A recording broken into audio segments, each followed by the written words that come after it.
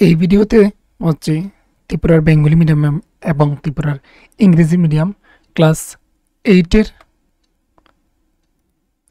এইটের বিজ্ঞান বিষয়ের অ্যানুয়াল এক্সাম 2023 এবং 2024 যে গিয়েছে সেই কোয়েশ্চেন পেপারটা তোমাদের সামনে তুলে ধরছি।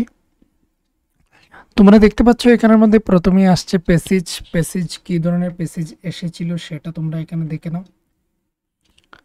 তো এখানে হচ্ছে বিভিন্ন জৈব পদার্থ যেমন উদ্ভিদ এবং প্রাণীদের দেহ রেচন বর্জ্য পদার্থ পচে জৈব সার তৈরি হয় এমন বলে এখান থেকে প্যাসেজ। তো প্যাসেজের কথা আমি এখানে আর বলছি না, প্যাসেজ তোমরা জানো। আর প্যাসেজের মধ্যে হচ্ছে আনসারটা লুকিয়ে থাকে। তো এখান থেকে হচ্ছে এই প্যাসেজগুলার কোয়েশ্চেনগুলোর আনসার করতে হয়। আচ্ছা, এখানে আমি বলে রাখি, এখানে আমি আমার পেজগুলি রেখেছিলাম প্রিন্টের সুবিধার জন্য। মানে হচ্ছে এইদিকে দেখো 1 নাম্বার পেজ, এদিকে হচ্ছে 2 নাম্বার পেজ, তারপর হচ্ছে আবার চলে যাচ্ছে এদিকে 3, তারপর হচ্ছে 4, 5 এইভাবে করে এখানে দেওয়া রয়েছে। এটা আমার প্রিন্টের সুবিধার জন্য। প্রিন্ট কেন? কারণ হচ্ছে এইগুলি দিয়েই আমি হচ্ছে আমার যে অফলাইন স্টুডেন্ট রয়েছে ওদের জন্য টেস্ট নেই, তো এর জন্য এইরকম রেখেছিলাম আমি। তো এই ছিল এখানে মধ্যে প্যাসেজের পর হচ্ছে এখানে কোয়েশ্চেন রয়েছে। কোয়েশ্চেনগুলি খুবই হচ্ছে ভালো ধরনের কোয়েশ্চেন, কিন্তু ভার্মি কম্পোস্ট কি, জৈব সার ব্যবহারের সুবিধাগুলি কি, রাসায়নিক সার কি, একটি উদাহরণ দাও, শস্য আবর্তন কি, এইভাবে দেওয়া রয়েছে। তারপরে এখানে এসেছে সঠিক উত্তরটি নির্বাচন করো। এখানে অপশন দেওয়া রয়েছে নিম্নলিখিত বস্তুগুলোর মধ্যে কোনটি ঘর্ষণ দ্বারা সহজে আহিত হয় না? একটি প্লাস্টিকের স্কেল, একটি তামার রড, একটি ফুলানো বেলুন। কোনটি? আর রয়েছে শব্দের বিস্তার ঘটে কিসের মাধ্যমে? শূন্য মাধ্যমে, নাকি কঠিন মাধ্যমে, নাকি কঠিন তরল গ্যাসীয় যে কোনো মাধ্যমে। তারপর রয়েছে অন্তর্নিষেক ঘটে স্ত্রী দেহের অভ্যন্তরে, স্ত্রী দেহের বাইরে, পুংদেহের বাইরে। তো এই ধরনের কিছু কোয়েশ্চেন এসেছিল। তো দেখতে পাচ্ছ এখানে। তারপর রয়েছে সত্য মিথ্যা, একটি মাত্র কোষ দিয়ে তৈরি হয় ভ্রূণ, নিষেকের পর ডিমে একটি আবরণী থাকে। এই ধরনের কোয়েশ্চেন। তারপর হচ্ছে question page number 3। Page number 3তে দেখতে পাচ্ছ কম্পন বিস্তারে বেশি হলে ক্ষীণ শব্দ উৎপন্ন হয়। কম্পাঙ্কের একক কি? অন্ডজ প্রাণী কি?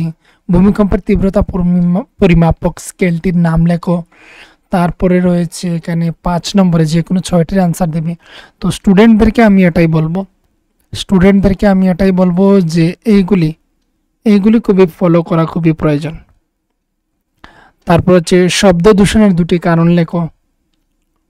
তারপরে রয়েছে নিচের বাদ্যগুলোর কোন অংশের কম্পনের ফলে শব্দ উৎপন্ন হয়? এখানে রয়েছে ভ্রূণাণু ও শিশু ভ্রূণের মধ্যে 2টি পার্থক্য লেখো। মানবদেহে কি প্রকার নিষেক পরিলক্ষিত হয়? কুরক কি? এগুলি প্রশ্ন।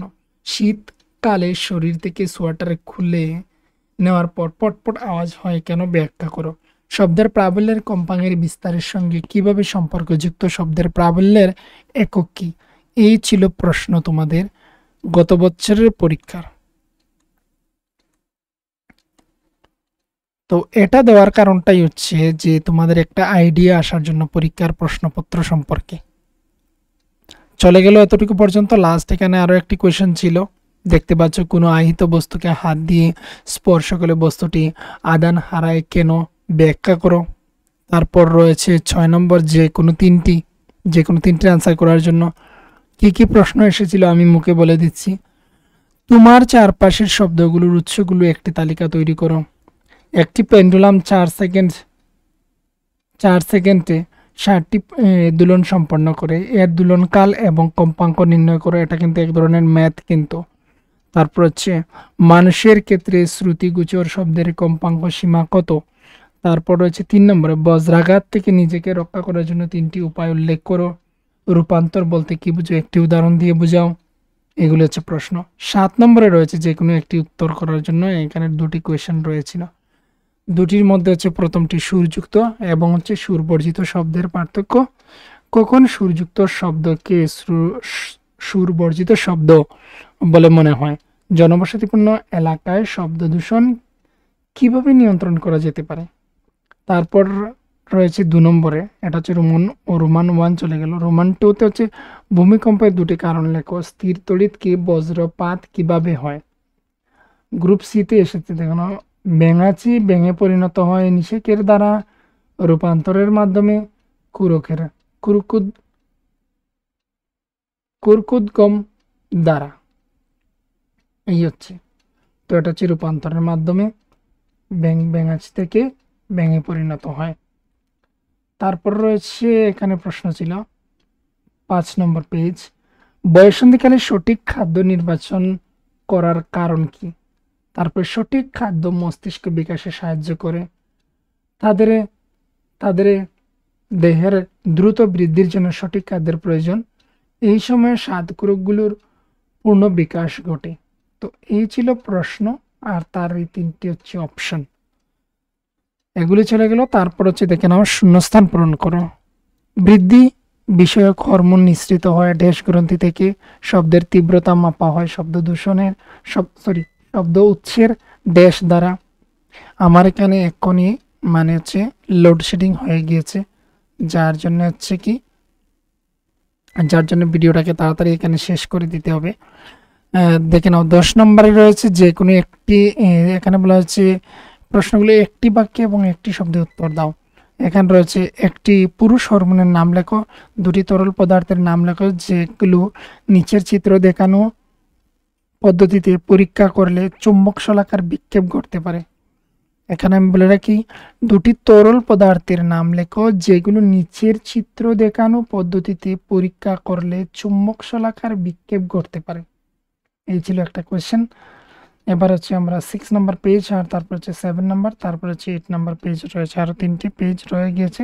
দেখে নাও, যে কোনো 5টি অ্যান্সার করার জন্য এখানে হচ্ছে 10 মার্ক কোয়েশ্চেন, আর প্রতিটির মার্ক হচ্ছে 2 করে 5টি অ্যান্সার করতে হবে। আমরা মৌমাছির গুঞ্জন দ্বারা উৎপন্ন শব্দ শুনতে পাই, কিন্তু পেন্ডুলামের কম্পনের শব্দ শোনা যায় না কেন?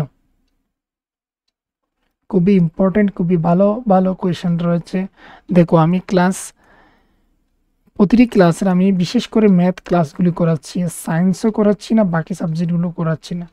কারণ হচ্ছে আমি ততটা হচ্ছে তোমাদের কাছ থেকে সাপোর্ট পাই না। কিন্তু আজ কতদিন থেকে, মানে হচ্ছে আজ হবে 4-5-6 দিন থেকে আমি কিছুটা সাপোর্ট পাচ্ছি, তোমাদের রেগুলার কমেন্ট দেখতে পাচ্ছি, রেগুলার ভিডিও তোমরা দেখছো, আমি একটা বুঝতে পারছি। তো এইভাবে যদি মানে সারা বছর যদি তোমরা যদি সারা বছর যদি এইভাবে আমাকে সাপোর্ট করে যাও, তাহলে তোমাদের বিভিন্ন সাবজেক্টের জন্য কিন্তু কোনো সমস্যা হবে না। প্রতিটি সাবজেক্টের প্রতিটি টপিক নিয়ে এমনভাবে আলোচনা করব, আমার মনে হচ্ছে না আপনাদের মানে সমস্যা হবে বলে, মানে আর কোনো কিছু টপিকের মধ্যে। এবার হচ্ছে এইভাবে সাপোর্ট করে যাও, তোমরা হচ্ছে তোমাদের বন্ধুদের সঙ্গে এই চ্যানেল নিয়ে আলোচনা করো, আর তোমরা এই ভিডিওগুলি দেখতে থাকো। আশা করি তোমরা অনেকেই কমেন্ট করেছো যে তোমাদের ম্যাথগুলি কমন পড়েছে, আমার জন্য হচ্ছে তোমাদের ম্যাথগুলি ভালো হয়েছে। এইভাবে যে কমেন্ট করছো, ইন্সপায়ার্ড হয় আমি, এর মধ্যে তোমরা দেখতে পাবে যে এর মধ্যে আমিও অনেক ভিডিও ছেড়ে দিয়েছি। তো তাই বলছি, তোমরা যদি এইভাবে সাপোর্ট করে যাও সারা বছর, আমি সারা বছর তোমাদের অন্যান্য সাবজেক্টগুলিও কিন্তু কন্টিনিউ করে যাব। তো এবার হচ্ছে গৌণ যৌন বৈশিষ্ট্য কি? বাল্বের মধ্যে দিয়ে তড়িৎ প্রবাহিত হলে বাল্বটি কেন জ্বলে? বাল্বের মধ্যে দিয়ে তড়িৎ প্রবাহিত হলে কেন বাল্বটা জ্বলে ওঠে? কুরকুদগম কি? আলোকরশ্মি আপতনের ফলে নিম্নলিখিতগুলোর প্রতিটিতে কি ঘটবে? তারপর হচ্ছে নিয়মিত না বিক্ষিপ্ত প্রতিফলন। তোমার উত্তরের সাপেক্ষে যুক্তি দাও। মসৃণ খাটের টেবিল, জল ছেটানো মার্বেলের মেঝে কোনটার মধ্যে হবে এবং কেন হবে? এইসব কিছু আলোচনা করার জন্য বলা হয়েছে যে কোনো 3টে। তারপর হচ্ছে যে কোনো 3টির আনসার করার জন্য।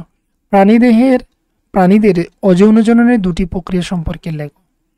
নেক্সট 2 নম্বরে হচ্ছে থাইরয়েড, অগ্ন্যাশয় এবং এড্রিনাল গ্রন্থি থেকে নিঃসৃত হরমোনের নাম লেখো। এই হরমোনগুলোর অভাবে আমাদের কি কি রোগ হতে পারে?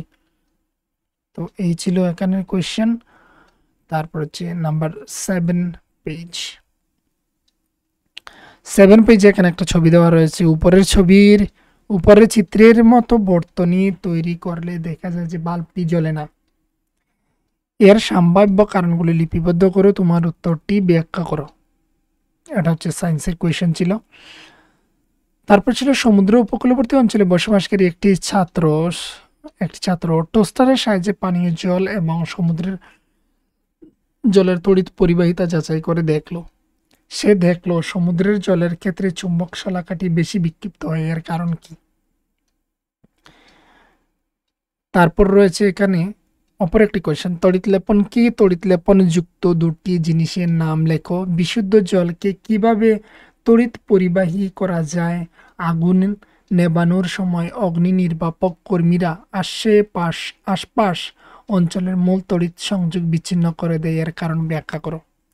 তারপর হচ্ছে যৌন হরমোন কি? তাদের কেন যৌন হরমোন বলা হয়? তাদের কার্য বর্ণনা করো। এইগুলি ছিল কোয়েশ্চেন গত বছরের অপর একটা কোয়েশ্চেন রয়েছে 8 নম্বর পেজে। একটি দর্পণের সামনে 2 মিটার দূরত্বে একটি লোক দাঁড়িয়ে আছে। লোকটি থেকে প্রতিবিম্বের দূরত্ব কত হবে নির্ণয় করার জন্য। আর বলা হয়েছে অপর একটা কোয়েশ্চেন যে দুটি দর্পণ পরস্পরের মধ্যে একটি সমকোণে আনত আছে। একটি আলোকরশ্মি একটি দর্পণে 60 ডিগ্রি কোণে আপতিত হলে দ্বিতীয় দর্পণ থেকে প্রতিফলিত রশ্মিটির চিত্র আঁকো। বিক্ষিপ্ত প্রতিফলনের ক্ষেত্রে আলোর প্রতিফলনের সূত্রগুলি কি ব্যর্থ? এই বলা রয়েছিল তোমাদের কোয়েশ্চেনগুলি। আশা করি কোয়েশ্চেনটা দেখেছো। যাদের এই কোয়েশ্চেনটা প্রয়োজন তোমরা হচ্ছে ফেসবুক পেজটা তোমরা ফলো করবে, সেখানে তোমরা পেয়ে যাবে, বা হচ্ছে যাদের ইনস্টাগ্রাম রয়েছে ইনস্টাগ্রাম আইডিটা তোমরা চেক করতে পারো। আমাদের ফেসবুকেও যেমন নামটা হচ্ছে ত্রিপুরা স্কুল ক্লাসেস, ইনস্টাগ্রামেও নামটা রয়েছে ত্রিপুরা স্কুল ক্লাসেস। তো ত্রিপুরা স্কুল ক্লাসেসের মধ্যে চলে গেলে তোমরা এই যে তোমরা কোয়েশ্চেন পেপারটা পেলে পিডিএফ এর এখানে রয়েছে, সেটাকে তোমরা জেপিজি ফরম্যাটে পেয়ে যাবে, সেখানে দেখতে পারবে। আর সেখান থেকে তোমরা অ্যানালাইজ করতে পারবে, বুঝতে পারবে যদি এখানে না বুঝে থাকো। যদি কোনো ধরনের কোয়েশ্চেন থেকে থাকে মনের মধ্যে, তাহলে তোমরা জিজ্ঞাসা করতে পারো 8798423838 একটি হোয়াটসঅ্যাপ নাম্বার রয়েছে, আমাদের সঙ্গে যোগাযোগ করতে পারো। আর তোমরা এইভাবে যদি সাপোর্ট করে যাও তাহলে পরবর্তী সময় আমি আর বিভিন্ন ক্লাস নিয়ে অবশ্যই আসব। নতুন ক্লাসে যারা উঠবে রেগুলার ভিডিও কিন্তু পেয়ে যাবে, কিন্তু হচ্ছে তোমাদের রেগুলার সাপোর্ট এবং কমেন্ট চাই।